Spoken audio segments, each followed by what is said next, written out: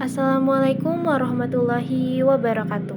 Perkenalkan, nama saya Amelia Azahra dengan NPM 234101157 dari kelas A.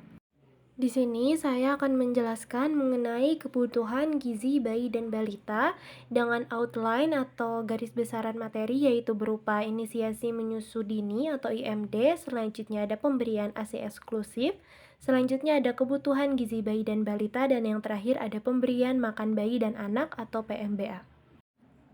Sebelum membahas materi lebih lanjut, kita perlu mengetahui mengenai Permenkes nomor 25 tahun 2014 tentang upaya kesehatan anak, yang dimana dalam regulasi ini di dalamnya terdapat ketentuan mengenai bayi adalah anak mulai dari usia 0 sampai 11 bulan dan balita adalah anak umur 12 sampai 59 bulan.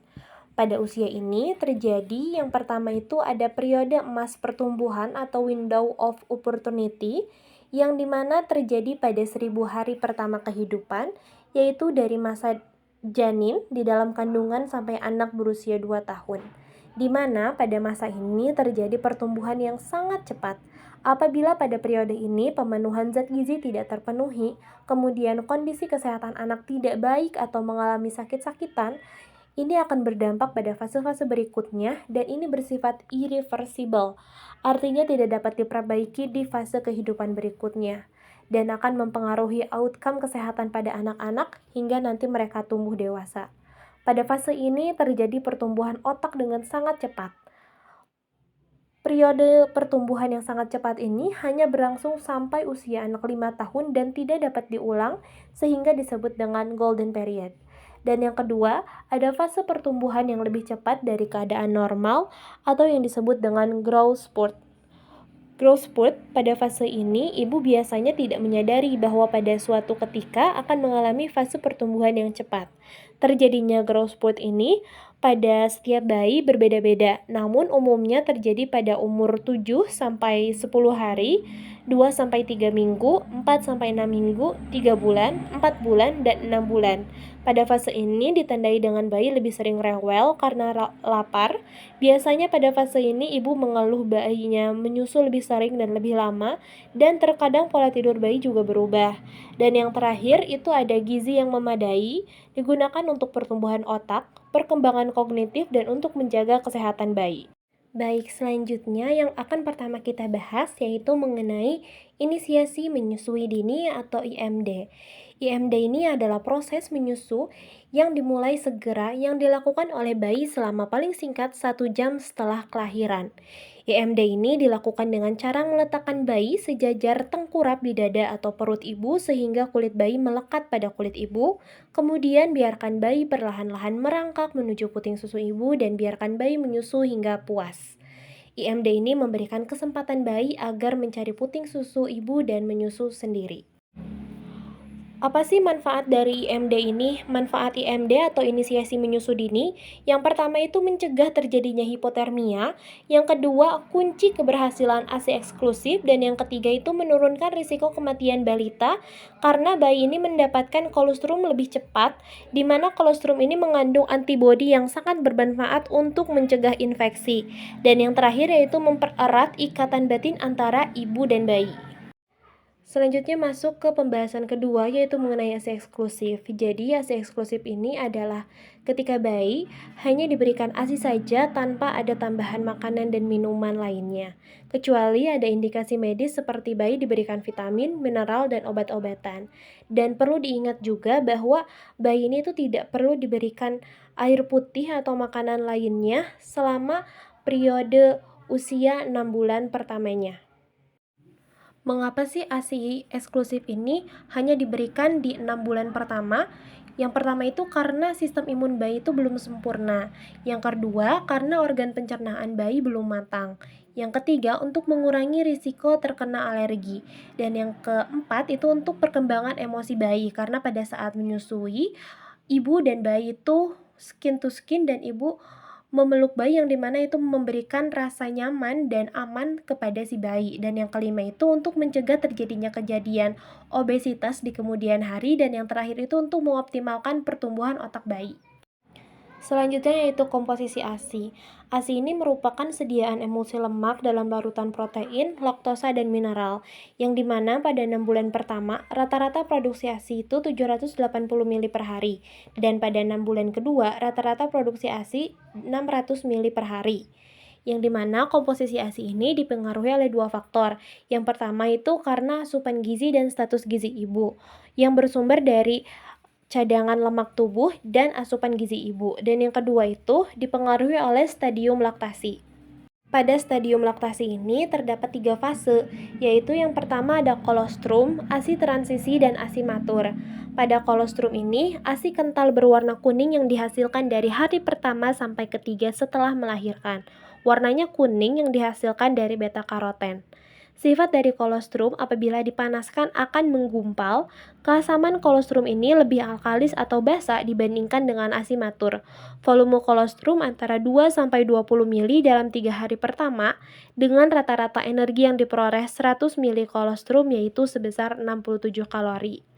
Kolostrum ini kaya akan vitamin, larut lemak, dan protein. Keistimewaan kolostrum adalah memiliki imunoglobin A yang dapat memberi perlindungan kepada bayi hingga usia 6 bulan.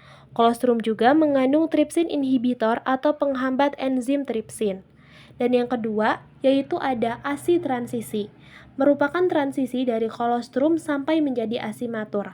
Diproduksi pada hari ke-7 atau ke-10 sampai 2 minggu pasca melahirkan. Kadar protein dan vitamin makin merendah sedangkan karbohidrat dan lemak semakin tinggi. Dan yang ketiga yaitu ada ASI matur. ASI matur ini diproduksi di minggu kedua setelah melahirkan. ASI matur menghasilkan energi 75 kalori per 100 mili. ASI matur ini mengandung karbohidrat, protein, lemak, vitamin, dan mineral. Semua komposisi ini dibutuhkan bayi untuk pertumbuhan dan perkembangannya. Selanjutnya ada hal yang perlu diperhatikan ibu pada saat menyusui bayi. Yang pertama, kenali kebiasaan menyusui. Yang kedua, ibu harus tahu ketika bayi kenyang menyusu. Yang ketiga, pastikan bayi mendapat ASI formilk dan hindmilk. Formilk itu adalah ASI yang muncul pada awal proses menyusui yang mengandung banyak cairan dan protein untuk menghilangkan dahaga bayi. Sedangkan hindmilk ini adalah ASI yang keluar di akhir yang banyak mengandung protein dan lemak yang berguna untuk memberikan rasa kenyang pada bayi dan berguna untuk menaikkan berat badan bayi. Nah, sekarang kita masuk ke pembahasan ketiga, yaitu mengenai kebutuhan gizi bayi dan balita. Kebutuhan gizi bayi usia 0-6 bulan tercukupi dengan pemberian ASI saja. Frekuensinya yaitu 6-8 kali sehari atau lebih, namun ketika sudah berusia lebih dari 6 bulan, bayi harus sudah mulai diperkenalkan dengan makanan pendamping ASI atau MPASI untuk memenuhi kebutuhan gizinya. Bisa kita lihat pada bagian ini menjelaskan tentang fase pertumbuhan bayi dan balita serta kebutuhan gizinya. Yang pertama itu ada fase awal atau bayi. Ini merupakan periode kritis terutama di tahun pertama setelah kelahiran. Bayi mengalami pertumbuhan yang super cepat. Berat badan bayi bisa naik 2 kali lipat dalam 6 bulan dan tinggi badan bisa bertambah hingga 50% dari saat lahir. Yang kedua itu ada pelibatan maturasi jaringan. Ini adalah proses di mana jaringan tubuh bayi berkembang dan matang untuk mendukung pertumbuhannya. Yang ketiga yaitu ada pemenuhan kebutuhan gizi. Seiring bertambahnya usia, kebutuhan dan energi dan zat gizi juga ikut meningkat. Jadi penting untuk memenuhi asupan nutrisi yang cukup dan seimbang untuk mendukung tumbuh kembangnya. Dan yang terakhir itu ada fase berikutnya atau balita. Di fase ini, pertumbuhan cenderung lebih stabil dibandingkan saat bayi. Meski pertumbuhannya melambat, balita tetap membutuhkan gizi yang baik untuk menunjang perkembangan tubuh dan otaknya. Intinya, bayi dan balita butuh asupan gizi yang cukup dan berkualitas karena pertumbuhan mereka cepat dan butuh banyak energi serta nutrisi untuk mendukung perkembangan yang optimal. Pembahasan yang terakhir yaitu mengenai pemberian makan bayi dan anak atau PMBA. Pada usia 0-6 bulan, makanan utama bayi adalah ASI atau air susu ibu. Diberikan secara eksklusif tanpa menambahkan dan atau mengganti dengan makanan atau minuman lain. Regulasi ini telah diatur dalam Peraturan Pemerintah Nomor 33 Tahun 2012 tentang pemberian air susu ibu eksklusif.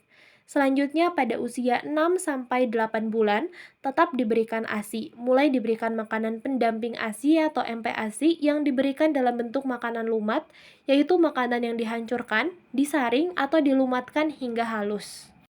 Selanjutnya pada umur bayi 9-11 bulan, itu tetap diberikan ASI, mulai diberikan makanan lembek, dan ini merupakan peralihan dari makanan lumat ke makanan padat. Dan pada usia 12-23 bulan, ini tetap diberikan ASI, makanan yang diberikan sama seperti makanan keluarga lainnya. Tentu pada saat pemberian MPASI pada bayi, tentu akan terjadi sebuah masalah-masalah yang akan hadir. Nah, biasanya masalah pada pemberian MPASI ini biasanya tuh MPASI diberikan terlalu dini atau MPASI diberikan terlalu terlambat. Lalu bayi mengemut makanan, gerakan tutup mulut atau GTM, lalu picky eater, dan yang terakhir itu sulit buang air besar atau BAB. Sekian penyampaian rangkuman dari saya. Mohon maaf apabila ada kesalahan atau kekurangan. Terima kasih dan wassalamualaikum warahmatullahi wabarakatuh.